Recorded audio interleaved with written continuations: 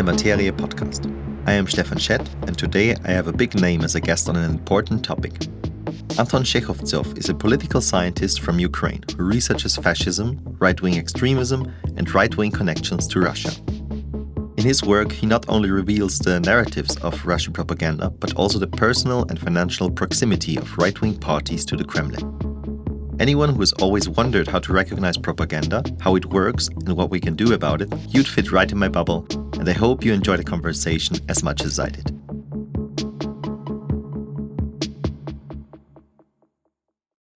Then we start right in with Anton Shekhovtsov. Thank you for being here. Thank you for having me, Stefan. You investigate Russian propaganda, and you have also written a book about it called Russia and the Western Far Right, Tango Noir. There are also regular updates on your blog, both of which I am happy to put in the show notes. But to start with, how does one even talk about or investigate Russian propaganda or propaganda in general? Well, if we are talking about the topic that I covered in my book on the Western Far Right, but also in my most recent book, which is called Russian Political Warfare, it's mostly looking at how various Russian stakeholders, various Russian officials, but also representatives of the Putin regime, how they reach out to, or how they try to spread various pro-Kremlin narratives to the Western audience, because the Western audience is the one of the major audiences of the Russian propaganda and disinformation machine. But obviously, it also targets the domestic audience in Russia itself. But if we're talking about political warfare, and this information warfare, it's the Western audience, which is the main target.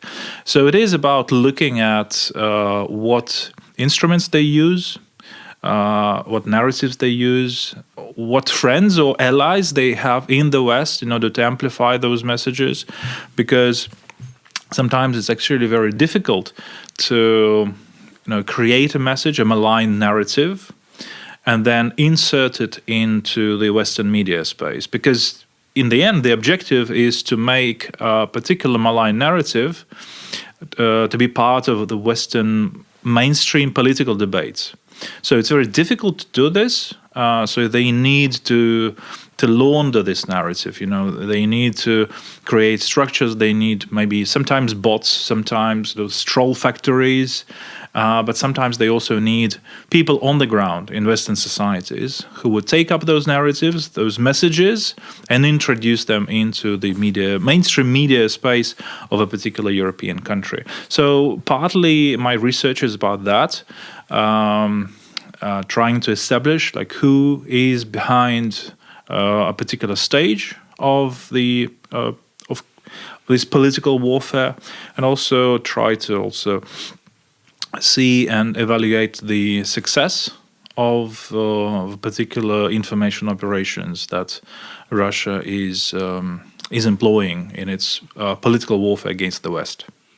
And how does Russia insert the narrative into the media landscape? Because I can't imagine that the Kremlin would have some kind of PR department doing very classical contacts with Austrian journalists, for example. No, obviously there are those official structures. There are press conferences for the remaining Western journalists and journalists, obviously, from other countries. But here, if we're talking about more... if we're talking about less diplomatic structures or less diplomatic sources and processes, then we're talking about fringe websites, social media, messengers like Telegram, for example, where those narratives are introduced, and there are very many of them. Yeah.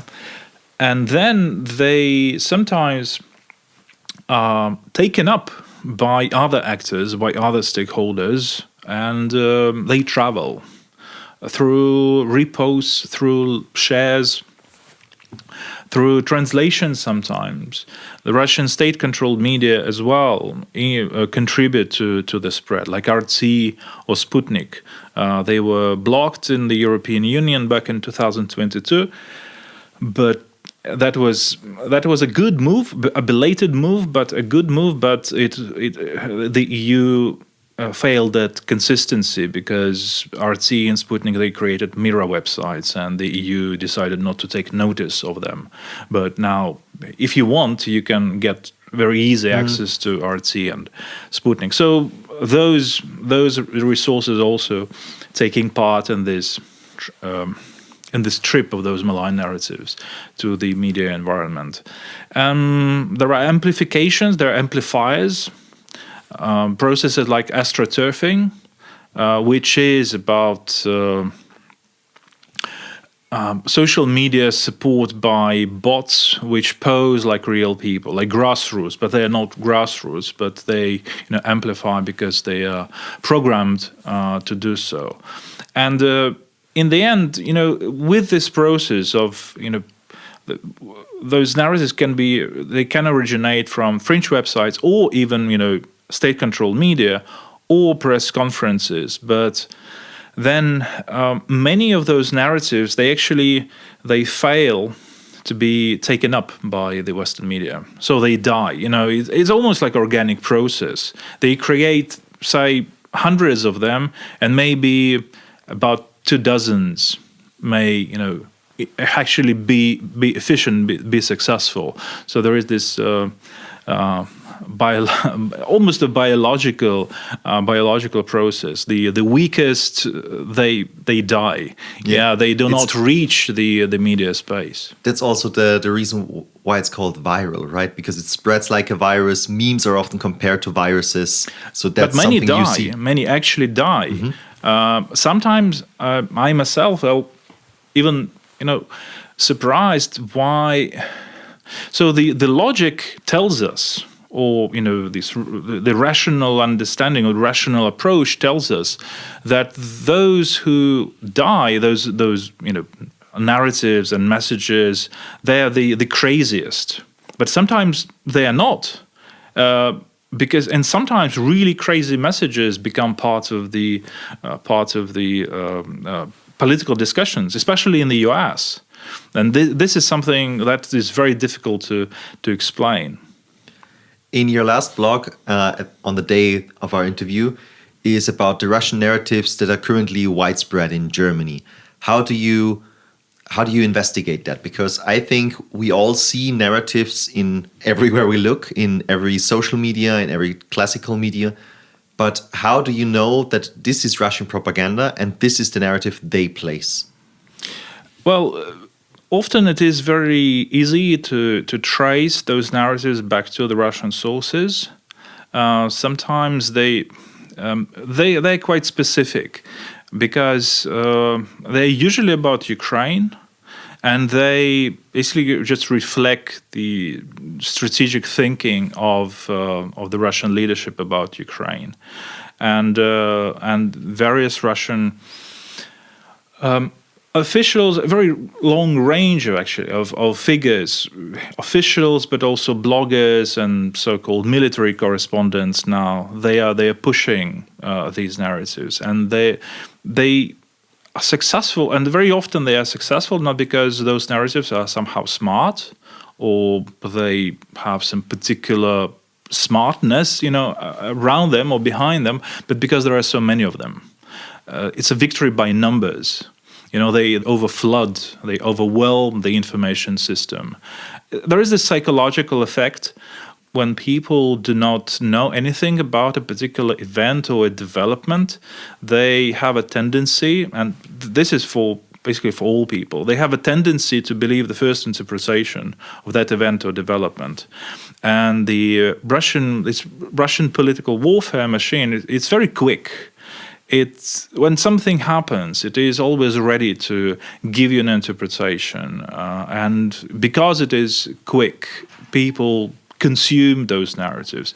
So in the case of the various German helpers or amplifiers of the Russian propaganda, it's very easy to see. Because previously that narrative was introduced by the Kremlin propaganda machine, by Kremlin disinformation.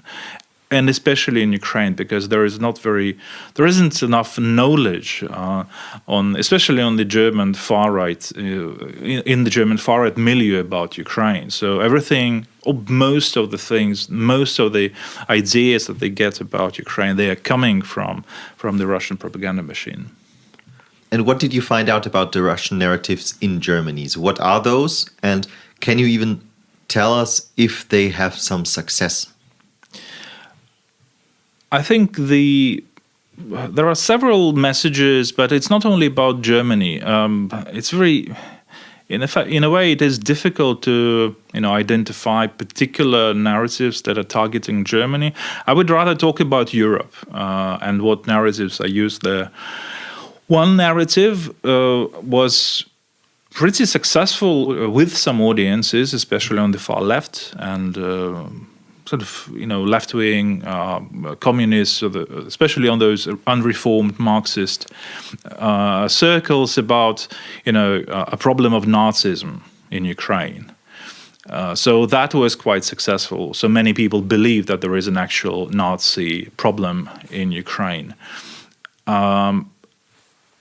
Another narrative which has been quite successful is about NATO being behind the crisis, that it was created, this crisis, this war was created by NATO.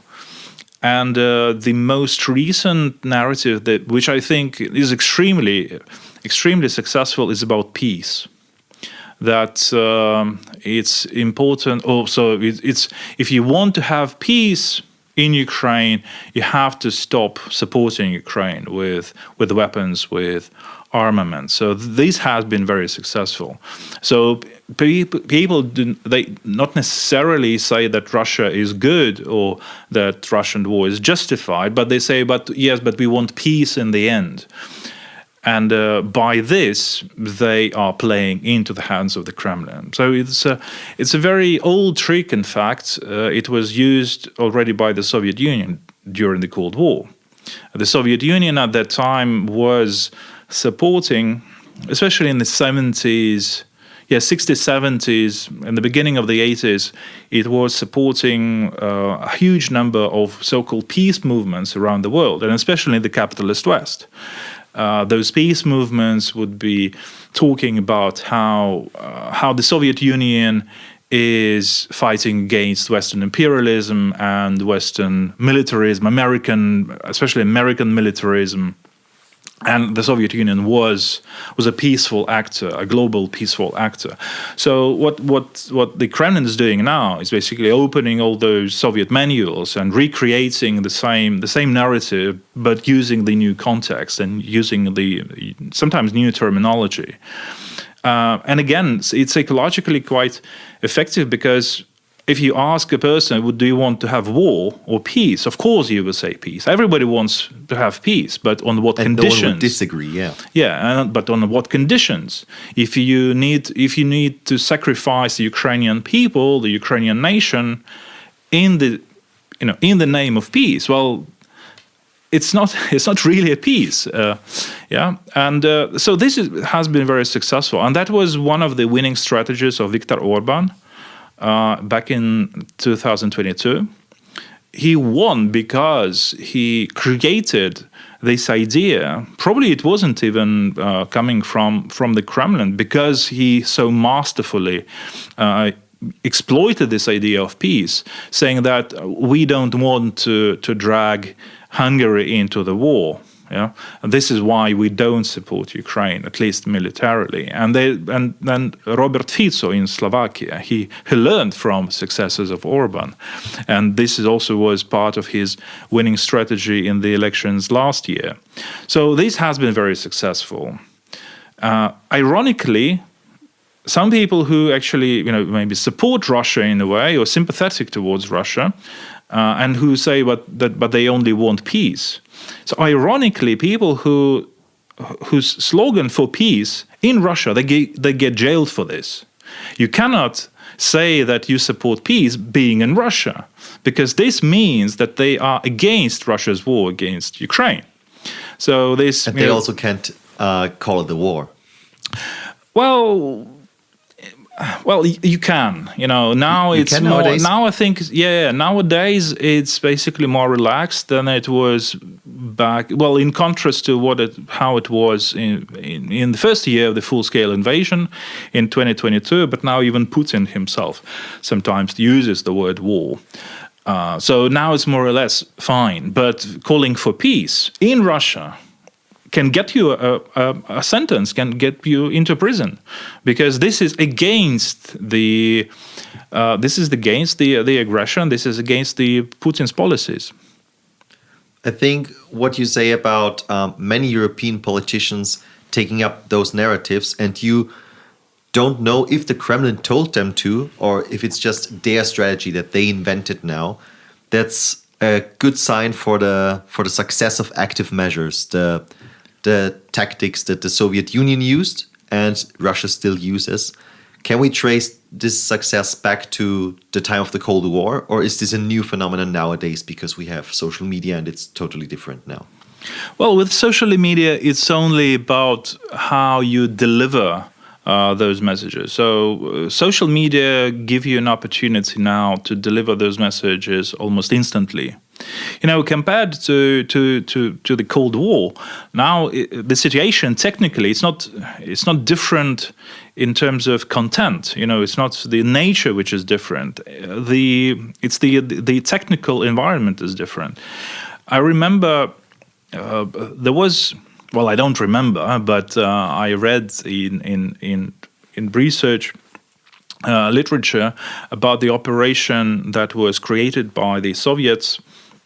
The operation was about convincing, especially people in the now so-called global South, but at that time they would be called Third World, that it was the US that created AIDS, the virus of AIDS, and the Soviets spent almost 2 years in order to introduce this particular narrative into the Western mainstream media. 2 years. Now you can do it almost immediately. Yeah, you don't have to spend so much time in order to insert those ideas, those messages in the Western media space. So social media really help with this, but. I can give you an example why, for example, I think that the Western propaganda machine is successful and political warfare is successful by comparison, because obviously it's very difficult to measure this efficiency. For example, I read some reports that Russian operators of political warfare themselves wrote about their influence operations and how they measure themselves, the success. So, for example, they would refer to the numbers of likes and shares and views of particular messages on social media. So this is one measurement. Maybe it doesn't really give you, this measurement probably doesn't give you the degree of success, but at least you can compare different campaigns, different operations, and see what is going faster, what is going better in terms of the impact, in terms of the outreach. And they also see they analyze media. So was there any media coverage of a particular influence operation? So basically, the question that they ask whether that influence operation that promoted a particular narrative or malign message, whether it actually made it to the respectable media. So this is what they try to measure. But again, going back to how efficient it is. My comparison is, countries like Iran or North Korea, they are waging their political warfare too. They do also have their propaganda machines. So how often do we read propaganda by Iran in Europe? I can't remember. I would say maybe, very rarely. And that would be probably about Israel. How often do you consume messages from North Korea? Almost never. Why? Because their propaganda machine has failed totally to deliver their messages to us as the audience. Yeah? And also we ourselves, we do not try to read Iranian newspapers or North Korean newspapers to find out what they think. And in order to make their point of view like a legitimate point of view in our discussions, we don't do this. So we have this resilience against Iranian and North Korean propaganda machine. And we don't have anything like this in relation to Russia. But those are also illiberal regimes, well, probably more authoritarian or even totalitarian than in Russia. But still, their propaganda machines are hugely less successful than the Russian one. So it also gives you an insight, so to say, by comparison, why I think that the Russian political warfare is, well, unfortunately, quite successful in the West. Why I think this question is so important is because propaganda doesn't want you to know something, but to believe something or do something even. And in the Second World War, we also had a propaganda warfare between especially Great Britain and Germany. And back then, or you still have the debate among historians right now, if the British won the propaganda war.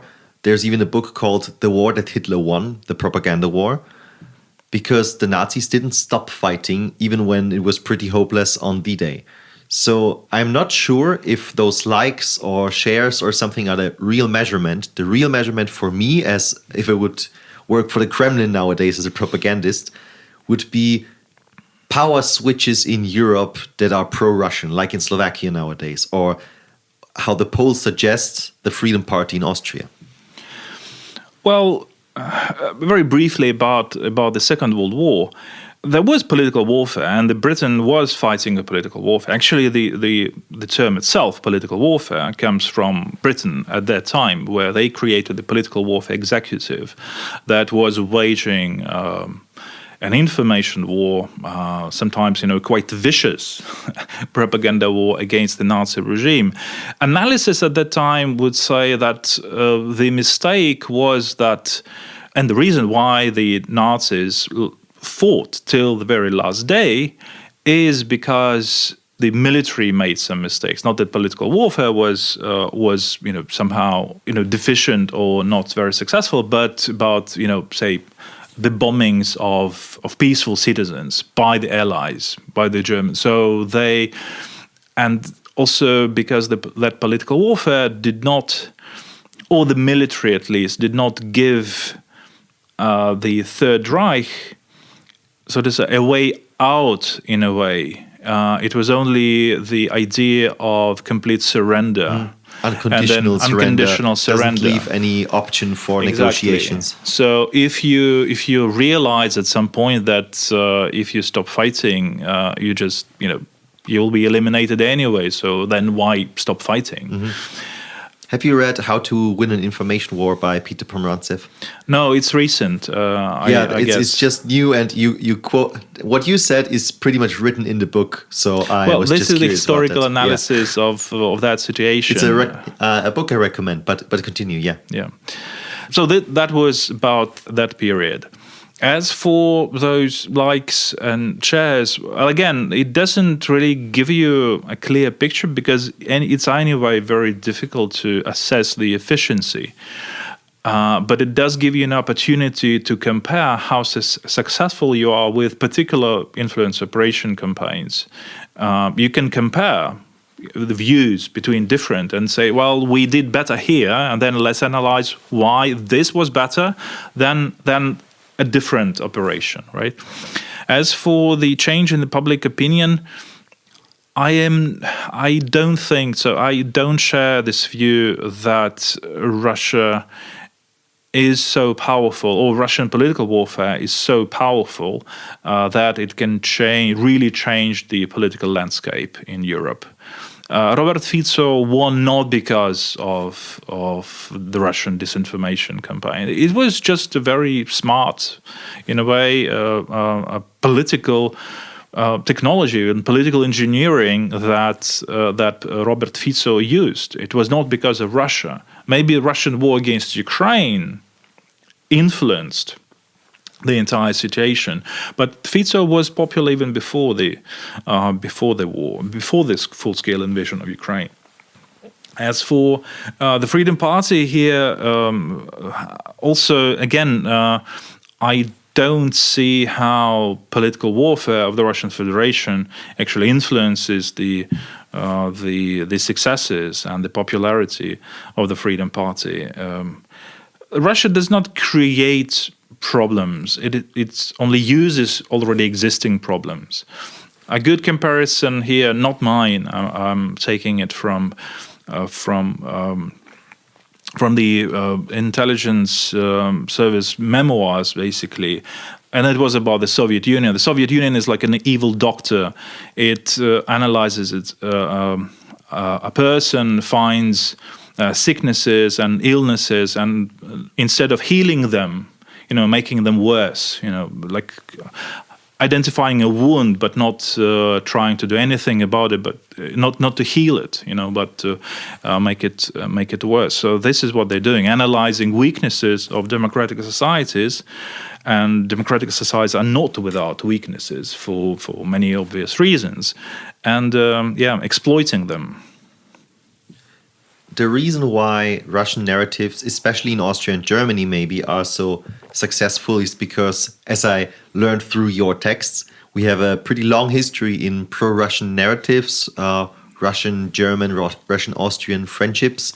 So how did this trend start, like 100 years or more ago?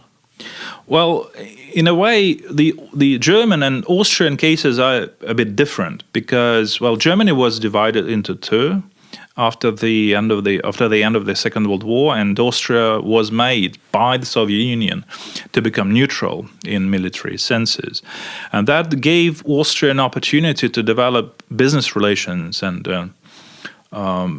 business relations with the Soviet Union. And Austria was the first, Western country that started to import Soviet gas. That was back in the 1960s.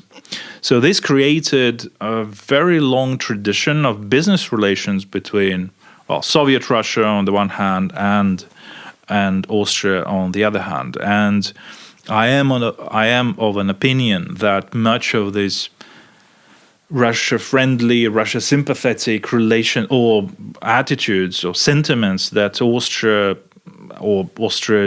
elites have, they stem from the financial benefits that this cooperation with Russia brought in the past and is still bringing now, right? With Germany, it is a bit different because West Germany was not at all sympathetic towards Soviet Russia. GDR, East Germany, obviously was. So already then there was this, that basically the Soviet Union had a platform for propaganda in Germany. Well, one of those Germanys, right? But even in the late period of the Second World War, in the late period of the Cold War, the Social Democrats in Germany, they came up with the idea of Ostpolitik, where they thought, and that was the idea, that the more economic relations, the more trade relations you have with the East, and at that time it was the socialist bloc, the Eastern bloc, and also with the Soviet Union, the better it would be for political relations. So the idea, now I think totally discredited, is that if you trade more even with a hostile partner, in the end there will be friendship. And Social Democrats in Germany, they were totally consumed, they were obsessed by this idea that trade brings peace. And that is the root of much of the mythology and shattered dreams about Russia in Germany. But the counterpoint to that would be that trade does foster peace, but only with rational actors. And what I read a lot, and maybe that's also a narrative, but we should trade even with our rivals, not our enemies, but our rivals, but with fair terms and only if they are rational actors. And the narrative is like Putin has just lost his mind in the lockdowns and now he's not a rational actor anymore. So he goes against his own interest of damaging his whole economy and country. What do you think about that? Oh, definitely in recent years, Putin has, well, I wouldn't say he lost his mind, but he has become more radicalized in his ideas. He always had this anti-Ukrainian sentiment in his mind. He would always deny Ukraine's agency. He would always deny that Ukrainians are actually, a separate nation, a nation separate from the Russians. But what happened to him is that he radicalized this idea up to the point where he decided to destroy the Ukrainian nation. So, if you say it doesn't exist, then you have an opportunity to actually eradicate it, then you do it. But already in the 90s, it was, for many observers, it was quite clear that it was just wrong to accept Russia as a rational partner, that it would just use that trade in order to recreate its might and challenge the West. And there were so many facts that pointed to the idea that Russia is not the good partner for the West. But Russia was accepted as a partner, as an ally in a way. And that, I think, also was the result of this quite an arrogant idea on the part of the West that with the fall of the Soviet Union, now democracy triumphs. Yeah, the end of history thesis. Well, it was in a way the end of history, because Fukuyama's idea was that democracy has become, in a way, like a hegemonic ideology. What happened in reality is that, while democracy became, in a way, a hegemonic ideology on the level of rhetoric, because Russia would not say it's not a democracy. They would say, yeah, we are a democracy. China would also say our democracy is the most democratic over all other democracies. They wouldn't say, no, we have an authoritarian regime. Mussolini was talking about corporate state. Nobody will, in their right mind, would say that they have a corporate state. No, they will say they have a democracy. So in this way, it was the end of history. But the arrogance was that, so now we basically, we won. It was right from one point of view, but it was just wrong to think that everybody will now decide to, be very good partners. And for Russia, it was just a time to recreate its power. And when it was weak, it wouldn't dare to challenge the West. But then the West itself created conditions for Russia to recreate its potential to challenge the West. Russian nationalism never disappeared. It was just there was just a period where Russian nationalism, or you could put it like imperial chauvinism, was just unable to challenge. As soon as it got that potential, it did it. Maybe a bit of a brave interpretation, but I would like to hear your thoughts about that.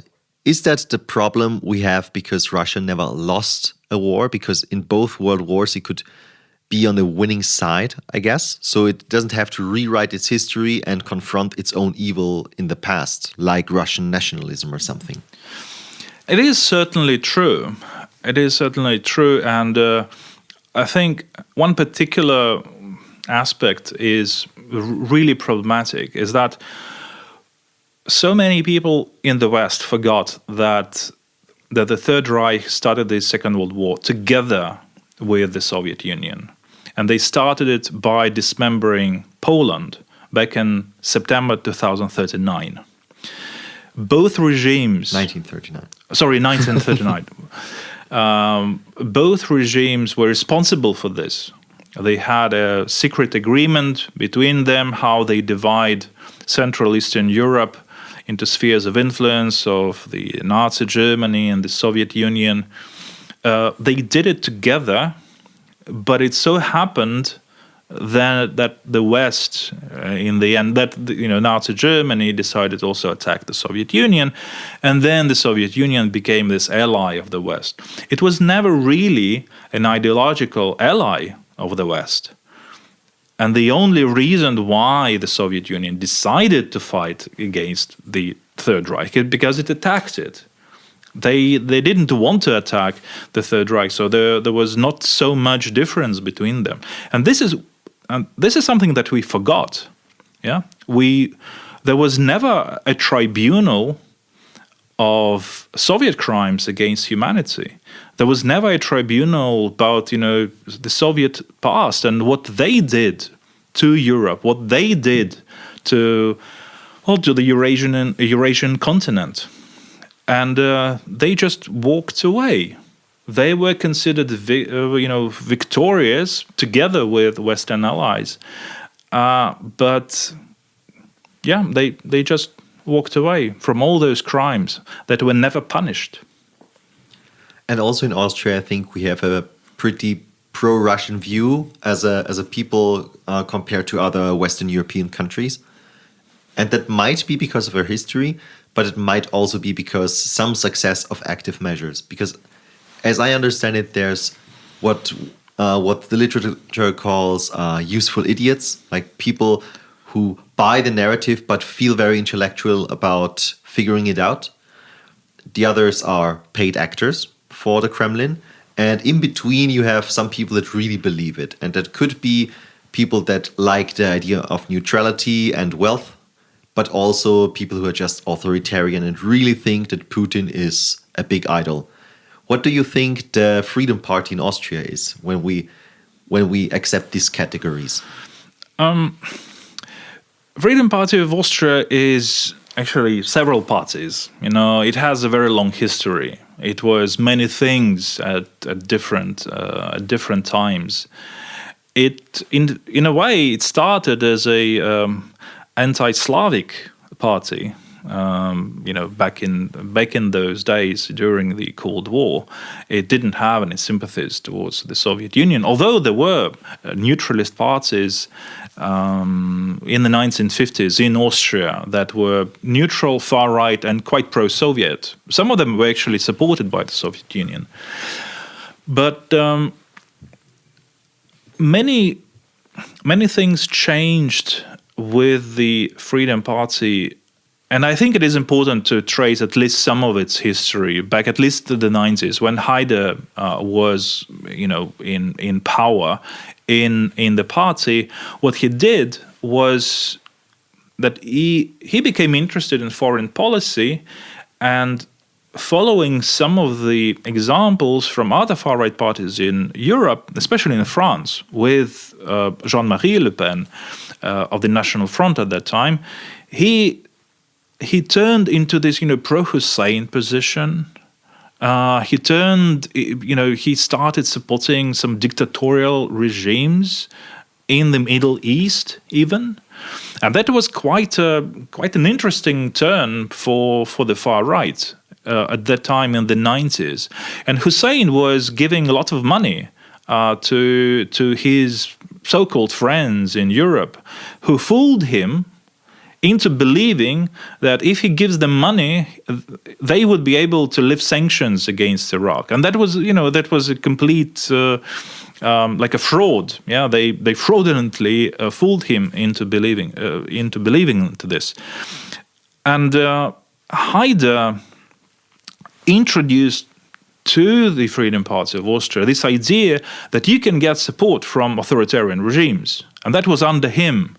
So when Strache, after a few people were changed in the leadership of the Freedom Party of Austria, he was brought into this idea as well that actually you can get support from outside of Austria, and that support would be coming from these very controversial figures. And, through other people like Ewald Stadler, for example, was very much active in, building those external relations. And I think that, Strache learned this. And then Johann Gudenus came, and he had this history of, having been to Russia several times and, traveling there and speaking Russian.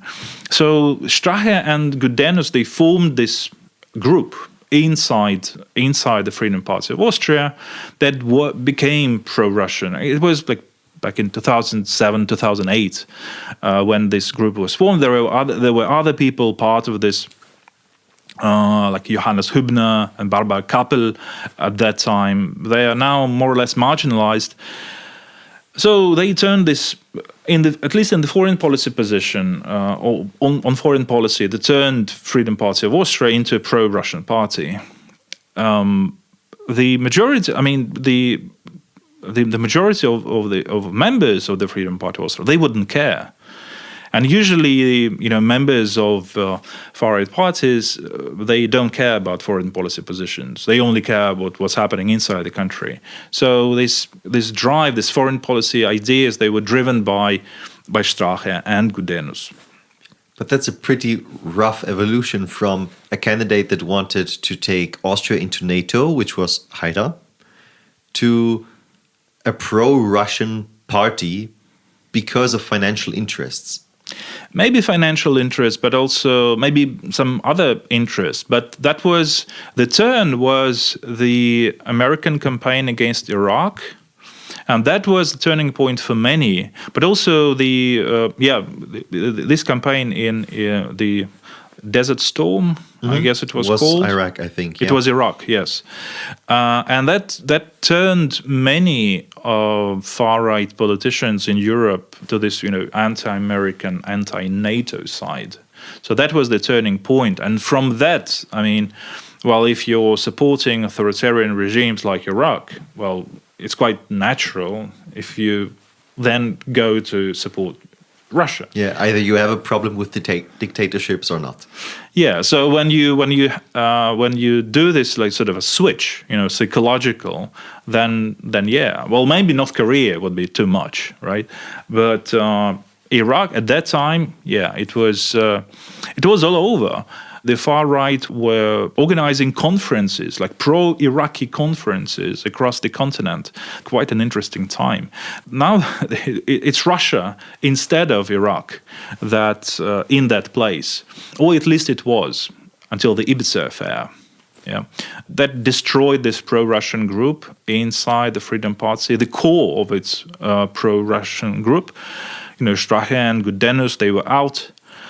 And there were not many other people who would be still willing to form this direction. Norbert Hofer didn't care. Kickel understood, I think, very early that Russia is so toxic that you don't touch it. I think Ibiza affair taught him a lesson. You don't do this. However, somebody tries to woo you into having relations with Russia. Just don't.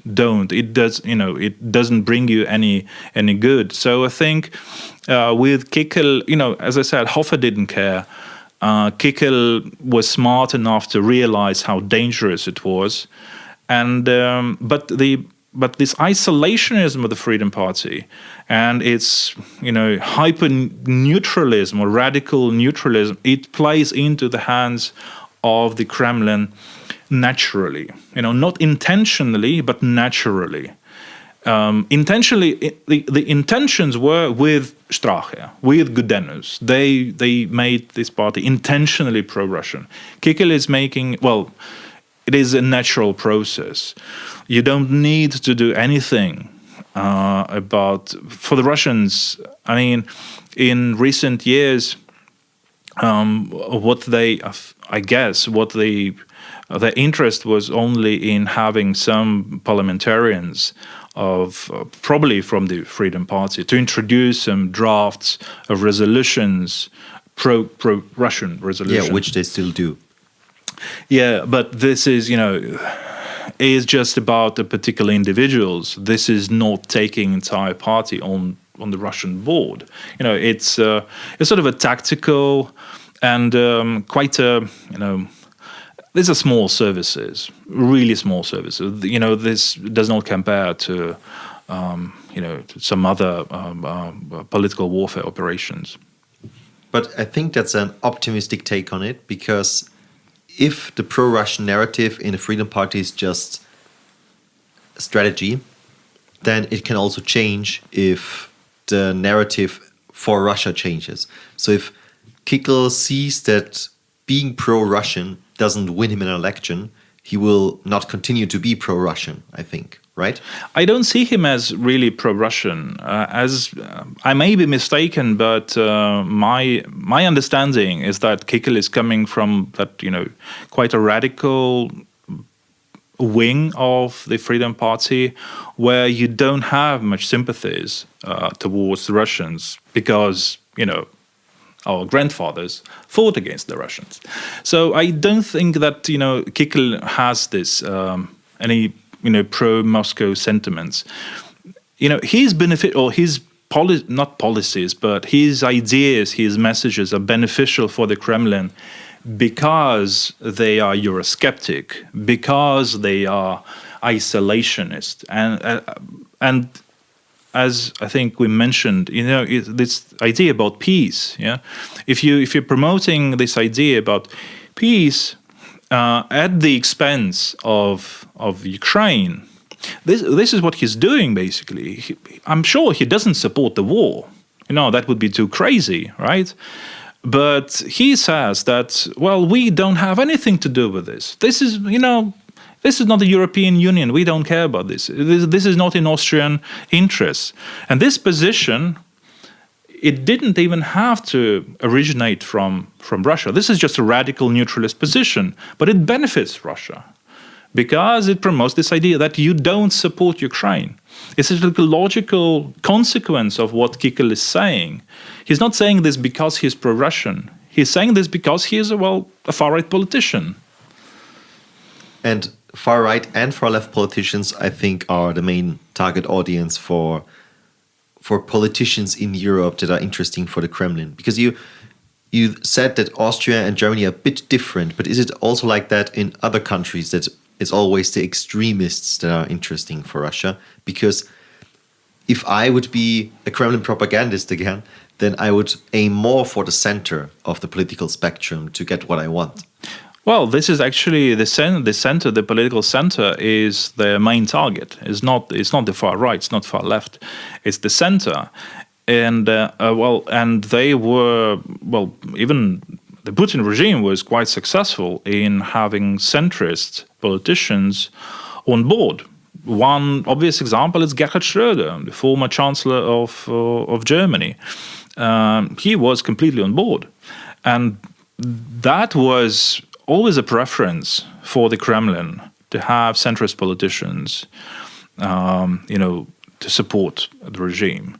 Back in 2017, when Marine Le Pen went to Moscow to meet with Putin, that was the change of mind on the part of the Kremlin, because they realized that François Fillon, who they actually supported, was out of the game.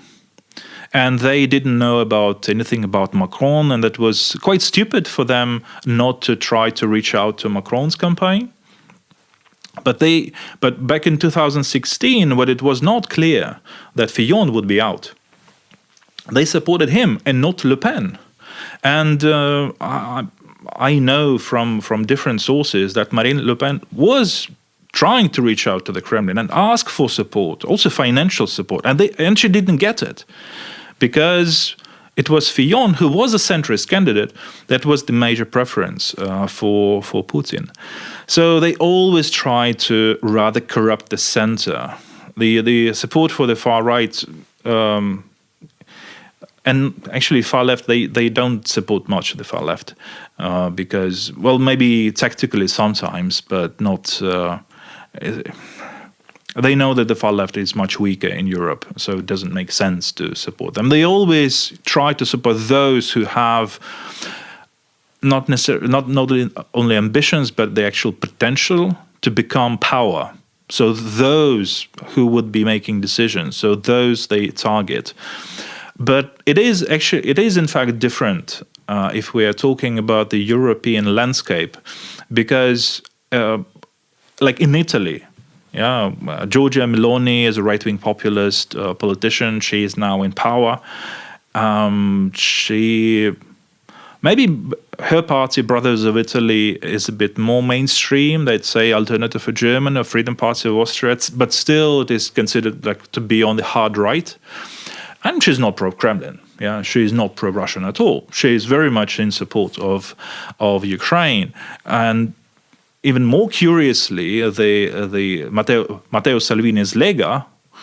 Matteo Salvini was, infamous for posing in a T-shirt sweatshirt with Putin, protesting against the sanctions on the Moscow's Red Square, and now his party is voting for the military support of Ukraine. It doesn't mean that he became, a very, very, very anti-Putin or anti-Russian, but he tactically understands what's beneficial for him.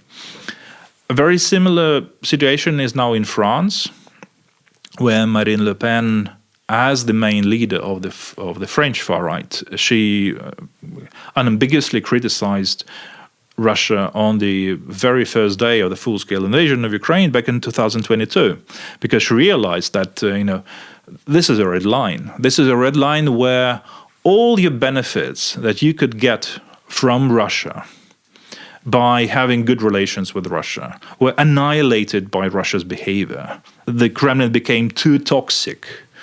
The full-scale invasion of Ukraine was hugely unpopular, and still is very unpopular in Europe. So as a populist politician, you have to respond very quickly on what the society actually thinks. So she switched quite immediately. It doesn't mean that she became, dramatically pro-Ukrainian, but she realizes that now she can't do the things that she did before because of this change in public opinion. When we get back to the topic of active measures or propaganda warfare, how we call it in the East, I guess, and active measures you call it in Russia, what fascinates me about propaganda is that you don't know it when you see it, at least with good propaganda. But from your experience, when you go out in the world as a critical consumer of media, how do you know something is a propaganda narrative, a propaganda piece, somehow controlled by the Kremlin or something? Are there some things on a checklist you can look at? Well, that's a good question. I know a list of narratives. It's not. There is no such thing as a list of narratives or malign, active measures. But in my mind, there is such a list. I know what instruments are used. I know what particular messages the Kremlin is promoting in general or at the moment, whether those are strategic narratives or those are tactical narratives, which are sometimes very short-lived, in fact. So, and then when I see anything, that reminds me of those messages that I studied, that I analyzed, and I identified with this Kremlin propaganda machine, then I see it. Sometimes you also see modifications of particular narratives, or there are different forms. For example, one narrative which I find quite successful. It's about that Ukraine is so corrupt that it cannot be part of the West. This is a narrative originating from Russia. It does have some factual basis. There are reports, for example, about perceptions of corruptions by Transparency International. But at the same time, you also realize how you can exploit that information. And in fact, in recent years, a new term was introduced in order to in order to analyze the political warfare or information war. It's the malinformation. You have disinformation where you have false information that is created and transmitted intentionally. But also you can have misinformation where the false information is transmitted not deliberately.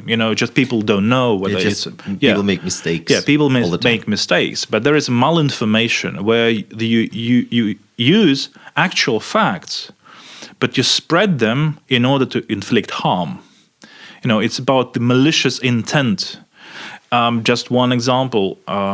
If I want to target a particular country, I create a website and I post only negative news about that country.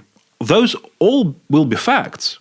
They will have an actual factual foundation, but I do this, I place them together in order to make harm.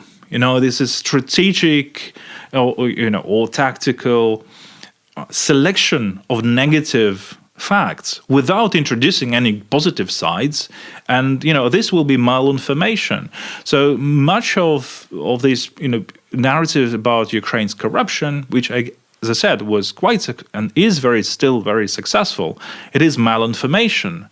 It is just choosing particularly negative messages about Ukraine without mentioning, say, some of the successes of Ukraine in fighting corruption, some of the institutions that were created in order to fight corruption, and also showing the situation in dynamic. It's not a frozen situation. Countries can make progress. And if you don't show this, you create a narrative which is confusing and it's also manipulated. And so you can see this modification. That was the example of how I see those narratives in action, or those active measures in action. Before we end, because we almost talked for an hour, I want to go a bit on the meta level, and would like to hear about your solutions, because especially in Austria and Germany, I think the word propaganda has a bad touch, because we think of Joseph Goebbels when we hear propaganda, and the other thing is PR, which is totally fine, but pretty much the same thing when it comes to the historic origin. I have here a quote from Edward Bernays, the father of the modern propaganda, who said, "The answer to propaganda can only be more propaganda. Propaganda serves a useful purpose. It increases general knowledge, and it tends to keep open an arena in public life in which the battle of truth may be fairly fought." So is propaganda not the problem, but also the solution, or is propaganda inherently somehow bad or morally corrupt? Well, I think after the Second World War, there was a consensus, or consensus was formed, at least in the West, that domestic political propaganda is okay. So political parties, they compete for power, they produce propaganda, and this is all fine. What was also fine is the advertisements, which is also kind of propaganda. So, various companies, they advertise their products, and this is also propaganda. And they feel that this is the way to go. Otherwise you lose. With political warfare, where propaganda is one of the instruments of how you try to convince your opponent to do your will, this is also considered an actual, instrument. So it is only natural to think that in order to counterbalance this, you need to produce your own propaganda. There is basically just no other way. And many of the measures that the West has been implementing since, I would say, from 2014 or maybe later, just playing this whack-a-mole game with Russian or Chinese propaganda, trying to debunk various fake news, and that was just an endless battle that will never ever end. So you can only produce your own propaganda. It doesn't need to be, sort of malicious in a way. It cannot be, or even you don't even need to employ disinformation. Much of the success, I think I mentioned this, much of the success of the Russian propaganda comes not from the sort of this disinformation effect or the lies, but the numbers, just the numbers of the narrative that they produce, and they just attack the Western media space from different angles, with the same narratives.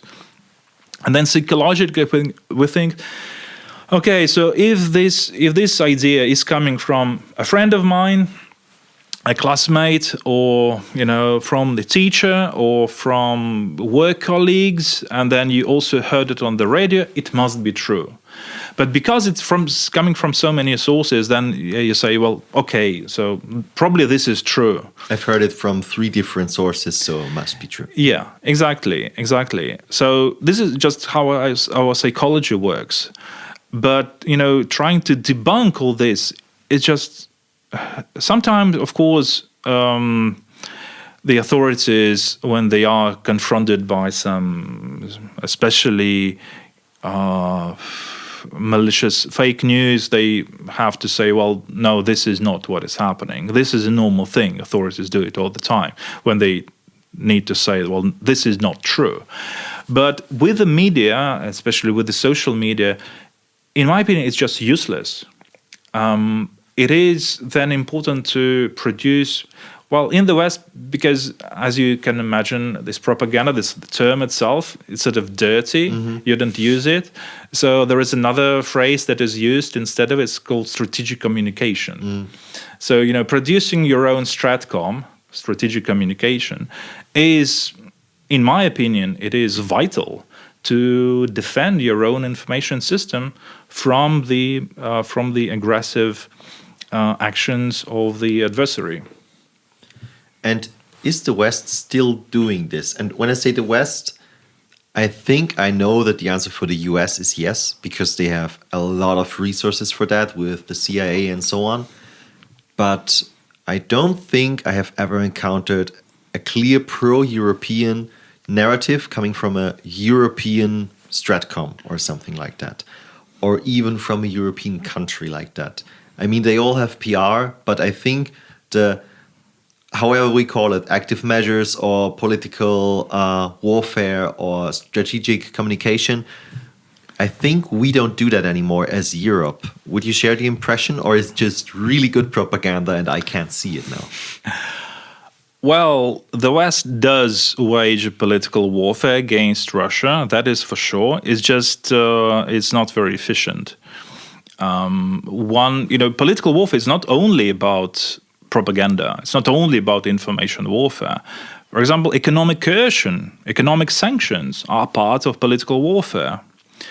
Sometimes sanctions are criticized. People say sanctions are inefficient, but then if you read literature, academic literature or expert literature on sanctions, you would see a particular rules of how sanctions should be introduced in order to make effect. For example, you don't advertise what you are going to sanction, while the West, it would take them, we are going to sanction this, and then give Russia an opportunity to prepare for the countermeasures. So it's a wrong implementation of the economic warfare.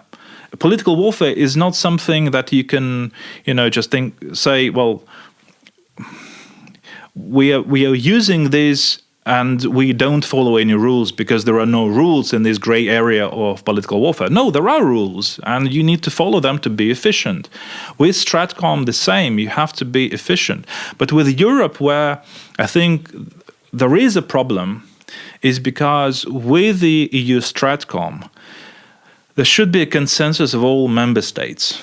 And this is very difficult to reach because you then have countries like Hungary on board, or now plus Fico's Slovakia. And this basically just undermines the efficiency of what Europe can do. one problem is yes, this unpreparedness, this psychological unpreparedness that we have to wage a political war. We are doing this. It just, there are so many limitations. And then there's, cohesion between different member states. This is why it is not as clear, those strategies. But the West is doing this. For example, we often mention, just to give you, because this is sometimes very confusing for people in Europe to understand that, some things that we do, they are political war that we wage against Russia. So one example, we discussed earlier how Russia cooperates with the far right, how the far right is cooperating with Russia. So all those links between Russia and the far right. But Western governments, they do support Russian democratic opposition to Putin's regime. It's called political alliance. So Russia is building a political alliance with the far right, with the Western far right, and the West is building political alliances with Russian Democrats who are against Putin. This is seen by Russia as a very clear example of political warfare, and it is a political warfare, because by cooperating with Russian Democrats and opponents to the Putin regime, the idea of the West is that this will somehow weaken the Putin regime. It's not doing this, but the idea is that we are supporting democracy in order to, not necessarily carry out a regime change in Russia, but at least, introduce some pro-democratic ideas into Russia. So we also do this. It's just I don't think that we are doing this as masterfully as Russia is doing this. Which brings me to my really last question. If you would be in charge of a hypothetical EU stratcom or something, like a pro-Western strategic communication, what are some quick fixes you could think of that would help us to be more resilient against Russian propaganda or propaganda in general, even when it comes to authoritarian regimes? Well, the first thing I guess what I would do is I would target those companies in Russia that are responsible for the creation of a huge number of disinformation and propaganda narratives. The EU only started doing this last year. And this is, we all know that, RT is under sanctions, and Sputnik News, the Russian state-controlled media, they're all under sanctions. But this is just, they can again create mirror websites, and you can still have access to them. But targeting the companies that produce a wide range of influence operations, this is something that the EU started only last year, with sanctioning companies such as Social Design Agency or Struktura. These companies still are responsible for the so-called Operation Doppelganger. That was an operation involving creating websites mimicking, fringe websites or disinformation websites mimicking the established websites like, Deutsche Welle or BBC or Le Monde. So those websites, those fake websites, they would use the reputation of the actual websites in order to spread disinformation. And those were Russian companies that were behind this, and they were sanctioned for this. But again, the problem with the EU is very often the consistency. So you target only one person who founded those companies, but you don't target then the people who actually create that disinformation, the CEOs of those companies, or the heads of special operations.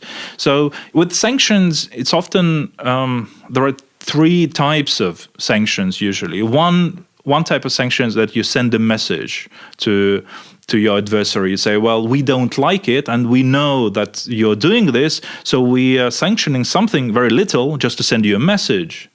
Another type of sanctions is to undermine the logistical support for the actions that we don't like. Economic sanctions, for example, they are about that particular objective, that you don't have enough resources to carry out the activity that we don't like. And the third type of sanctions, which is the most, of course, difficult one, is to change the behavior. This is really the most difficult one.